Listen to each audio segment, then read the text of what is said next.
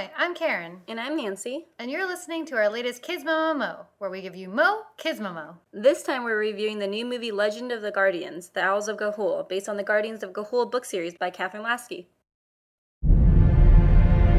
Legend tells of a band of noble warriors, known as the Guardians of Ga'Hoole. Whenever trouble is at hand, seek them out, for they are sworn to protect the innocent and vanquish evil. Should I stop? Oh, what? No. Oh, this is my favorite part! Soren, what happened next? Then Lie strikes the final blow! The Guardians win. La la la la la. They go home. The end. Think about something real. They're real. In defense,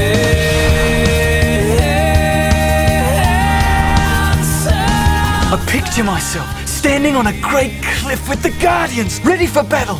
Come on, I'll race ya!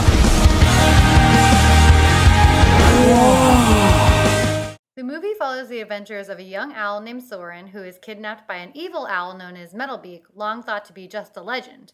But it turns out that Metalbeak has secretly been building up an army to challenge the equally mythical Guardians who have vowed to protect their fellow owls. How can Soren escape from Metalbeak and warn the Guardians when he can barely even fly? Well, that's what the movie's about. And the movie combines the first 3 books in the series, The Capture, The Journey, and The Rescue. So plot-wise, it's kind of similar to the first 2 books, but there's a big difference in the characters, specifically the primary villain, Metalbeak. But I don't want to give anything away because it's like a huge plot point in the books and the movies. Oh. I didn't realize that the movie was so different from the books. Do you think fans will be disappointed? Well, I think if you're a fan of the series and you love the characters and the lore of Ga'Hoole, then you'll really like the movie. They really pack in a lot into less than 2 hours. If you're a stickler for plot, for instance, if you want the movie to follow exactly what the book says, then you might be a little disappointed. But I would still say fans should watch the movie. That's interesting because I haven't read the books myself and the movie actually made me interested in reading them. As I was watching, I was most interested in the mythology within the story, like all the stories about the Guardians that Soren heard from his parents growing up. And I wanted to experience more of life at the Great Ga'Hoole Tree, which seemed kind of like a boarding school for Guardians in training. But it sounds like that stuff wasn't really in the books. Yeah, I don't think it's like the Harry Potter of owls or whatever. But I think the books are more like the adventures that the band gets into. What? The band? Yeah, like Soren and his friends Gylfi, Digger, and Twilight are called the band. Oh. Which kind of works, because I guess in the movie Twilight plays the lute and sings, sometimes very poorly. Yeah, I loved all those horrible songs. I love those songs too, but to be honest, I didn't actually love the movie that much. Oh, really? I gave it a smiley face. Oh no, I gave it a neutral face. I liked it, but I didn't love it. I was actually kind of bored at some parts. I thought the overall story was kind of predictable, I guess. Yeah, I agree. I guess there were a bunch of places where you could tell what was going to happen. But I still enjoyed it, especially because visually the movie looked really good.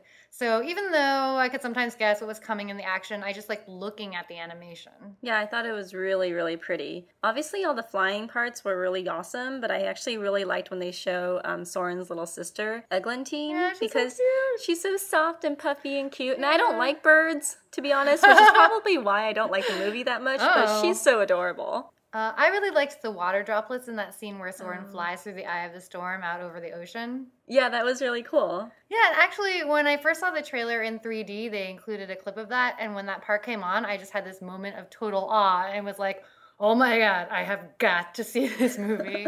And seeing the whole scene in the actual film really did not disappoint. Have you ever heard about how animators, they have to study what they're animating? So they probably have somebody at the movie studio staring at water all day and just animating water, and that's what he probably did for like 3 years. Oh my gosh. So, wow. I hope he didn't have to go into a storm every day.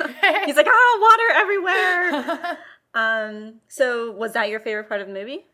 Yeah, I guess that if I had to pick a specific moment, that would be it. But overall, I also really like the humor in the movie. It's kind of interesting because the film was actually pretty dark, but there were still a lot of lighthearted moments. And my favorite of all the funny aspects was actually when Twilight performed his music, which we were talking about before, and also when he and Digger quarreled, but in a good-natured way. Yeah, everybody in the books and the movie have really weird names. Like Soren is pretty normal, Eglantine a little less normal, Twilight and Digger are pretty like standard, but The hardest name to pronounce, and I'm still not sure if I can get this right, is Isolib.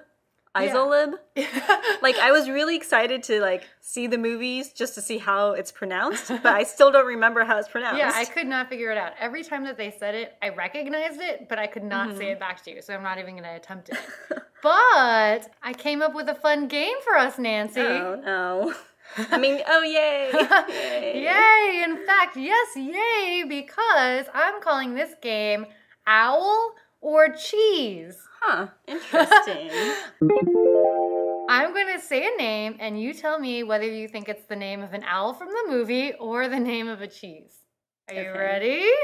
Okay. Okay. Morella. Owl. Yes, correct. Alamir. Owl. Yes. Dunbara. Cheese? Yes, correct! Wow, you're good at this. I really love cheese, so not so much owls, though. Right, as we've established. Strixstruma. Owl? Yes! Oh. Wow, I thought that one was going to trip you up. Noctis. Owl. Yep. Leiden. Cheese. Yes. Raclette. Owl? Nope. Cheese. But that's the first one you've gotten wrong. And I only have one more, which is Otelisa. Owl. Yes. Wow, I'm amazed. You got 7 out of 8 of them right. Yay, me! I know my cheeses! Wow, good job, Nancy. Well, now that I've proven myself in my knowledge of cheeses and at a lesser extent owls, probably, do you want to wrap this up? All right, so to sum things up, I gave Legend of the Guardians a smiley face. And I gave it a neutral face. So if you're a fan of the books, you should definitely check out the movie. And if you're looking for some great 3D animation, this is also the perfect film for you. But if you're looking for just a super awesome movie and you're not particularly into epic fantasy stories, or if you don't really like owls, maybe, then this may not be worth your while.